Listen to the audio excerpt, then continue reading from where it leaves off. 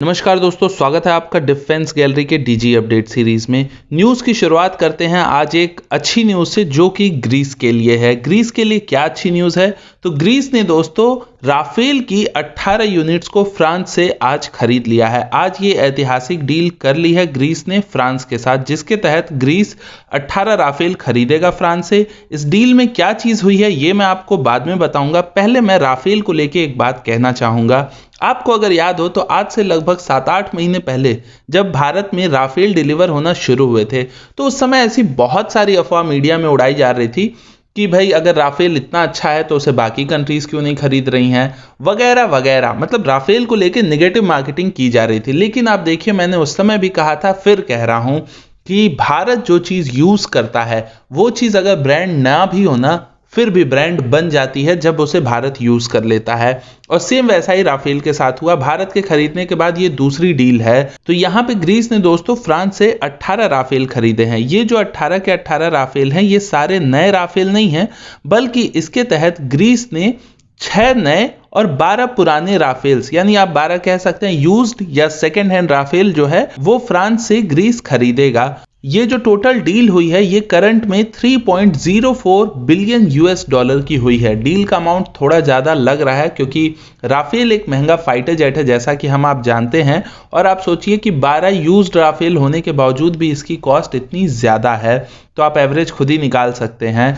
तो यहाँ पे दोस्तों जो राफेल की डील हुई है, इसमें सबसे अच्छी बात यह है कि ग्रीस को ये राफेल जो है वो इसी साल जुलाई महीने से मिलना शुरू हो जाएंगे। हर महीने फ्रांस से एक राफेल ग्रीस को मिलेगा। जो शुरुआत में 6 मिलेंगे वो यूज्ड होंगे, और उसके बाद 2022 से यानी कि नेक्स्ट ईयर से 6 नए राफेल डिलीवर कर दिए जाएंगे। और फिर जब वो 6 डिलीवर हो जाएंगे तो फिर जो बचे हुए 6 यूज्ड राफेल होंगे उन्हें फ्रांस 2023 में डिलीवर करेगा। तो 2023 तक टोटल 18 राफेल जो हैं वो ग्रीस के पास शामिल हो जाएंगे।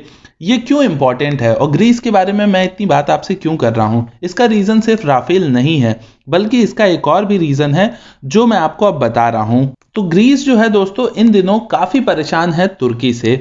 तुर्की और ग्रीस का मेडिटेरियन सी को लेके काफी ज्यादा विवाद हो रहा है, और तुर्की जो है वो इस समय पाकिस्तान के काफी ज्यादा क्लोज जा रहा है। क्यों क्लोज जा रहा है ये आप समझ सकते हैं। पाकिस्तान जैसी 2 कौड़ी की कंट्री के पास, जिसके पास ना इकोनॉमिक पावर हो ना मिलिट्री पावर हो, कुछ है ही नहीं, मतलब उसके करीब कोई कंट्री तभी जाता है जब उसे सिर्फ एक चीज चाहिए होती है।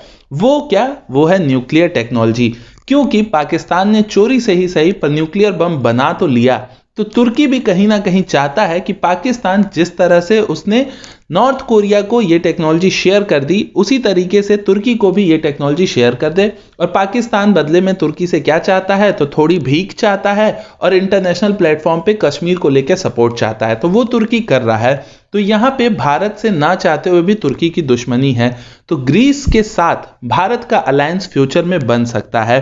और ये चीज सिर्फ मैं ऐसे ही नहीं कह रहा हूं, बल्कि अभी कुछ दिनों पहले ही ग्रीस में एक वेबिनार हुआ था जिसका पूरा थीम था Indo Greek cooperation countering the Turkey Pakistan nexus, यानी कि तुर्की पाकिस्तान को काउंटर करने वाला भारत और ग्रीस का कोऑपरेशन। इस वेबिनार में ग्रीस के काफी एक फेमस जर्नलिस्ट हैं जिनका नाम है एंड्रीज। इन्होंने कुछ सजेशंस रखा था और इनका कहना था कि तुर्की और पाकिस्तान के इस अलायंस को काउंटर करने के लिए भारत और ग्रीस को मिलकर कोऑपरेट करना होगा डिफेंस के फील्ड में। अब वो अलग अलग चीजें हो सकती हैं, चाहे हम ग्रीस से मिलकर कोई डिफेंस इक्विपमेंट बनाने की कोशिश करें, या फिर भारत ग्रीस के साथ अपनी जो सैन्य कोऑपरेशन है वो बढ़ाए।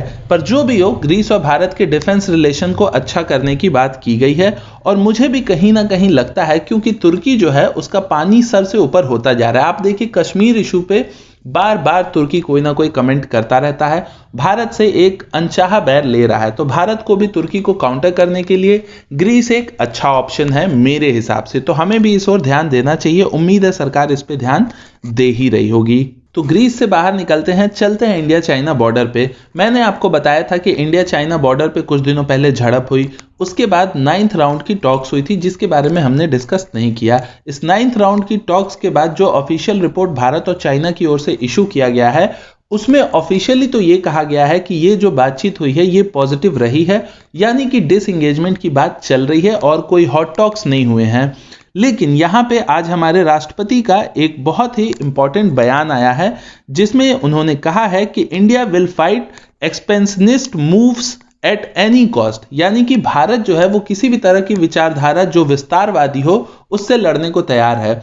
मतलब ऐसा लगता है जैसे कि बातचीत कुछ हो ही नहीं रही है या सिर्फ नाम की बातचीत हो रही है। तो अगर आप हमारे प्रेसिडेंट के स्टेटमेंट को देखते हैं, 9th राउंड मीटिंग पॉजिटिव कहा जा रहा है, उसको देखते हैं तो दोनों क्लैश कर रहे हैं आपस में। खैर, ये सारी जो चीन को लेके घटना हुई है इसमें एक बहुत इंपॉर्टेंट घटना थी दोस्तों जो कि गलवान वैली में हुई थी। उसके ऊपर आज मैंने एक वीडियो बनाया है कुछ घंटों पहले ही, जिसमें मैंने आपको बताया कि गलवान वैली की घटना में असल में हुआ क्या था। उस घटना में हमें पहले पता था कि भारतीय सेना वहां पे चेक करने गई थी जो कैंप्स हैं कि नहीं, और उस बीच में चाइना के सोल्जर से लड़ाई हुई। लेकिन हुआ इससे बहुत अलग था और बहुत बड़ी घटना हुई थी जो जान के आपका सीना गर्व से चौड़ा हो जाएगा। अगर आपने वो वीडियो नहीं देखी तो लिंक आपको आई बटन पे मिल जाएगा, वहां से आप वो वीडियो जरूर देखिएगा, आपको अच्छा जरूर लगेगा। और हमारे सेना के जितने भी जवान थे उनको आज मेडल्स भी मिले हैं, तो वो भी एक अच्छी चीज है। इसके अलावा अभी कल ही ऐसी न्यूज आई थी कि हमारा एक जो हेलीकॉप्टर है वो क्रैश कर गया था अपने रूटीन ऑपरेशन के दौरान। वहां से एक सैड न्यूज निकल के आ रही है, उसमें 2 पायलट बैठे हुए थे जिसमें एक तो अभी घायल हैं और दूसरे जो थे वो गंभीर रूप से घायल थे, पर वो अभी डेड कर गए हैं। तो अब ये एक इंसिडेंट है, दुखद इंसिडेंट है, तो हम उनकी आत्मा की शांति की कामना करते हैं। लेकिन इस तरह के जो प्रॉब्लम है वो क्यों हो रहे हैं, इस पे थोड़ा ध्यान देने की ज़रूरत है। उम्मीदन इस पे इंक्वायरी बैठेगी, रिजल्ट आएगा क्या फॉल्ट आई थी, अगर कुछ पता चलेगा तो हम आपको ज़रूर बताएंगे। इसके अलावा यूनाइटेड नेशन से 2 इंपॉर्टेंट न्यूज़ है जो कि आपको जानना चाहिए।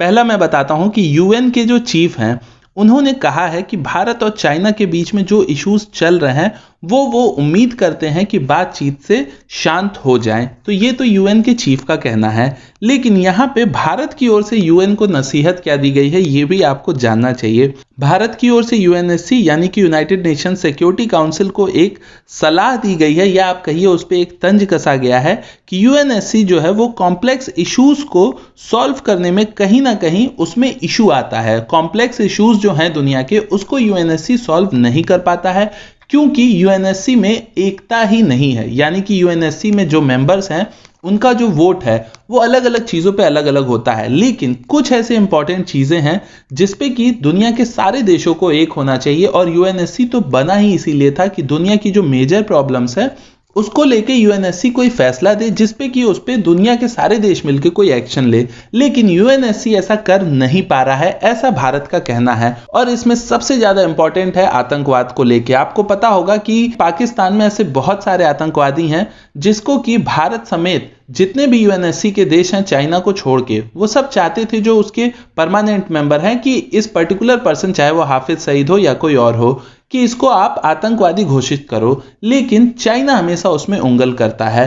तो यहाँ पे भारत ने स्ट्रिक्टली यूएनएससी को कहा है कि यूएनएससी में या यूएन में अभी इंक्लूसिविटी की कमी है, तो यूएनएससी में ये चीज होनी चाहिए, नहीं तो यूएन का होने का कोई मतलब ही नहीं है। उम्मीद करता हूं कि भारत यूएन का परमानेंट मेंबर जल्द बन जाए, उसके बाद ही हमारी जो यूएन में पावर है वो थोड़ी और बढ़ेगी। तो बस अभी की वीडियो के लिए इतना ही दोस्तों। मैं मनीष मिलता हूं आपसे अगले वीडियो में, तब तक के लिए आप मुस्कुराते रहिए। नमस्कार, जय हिंद।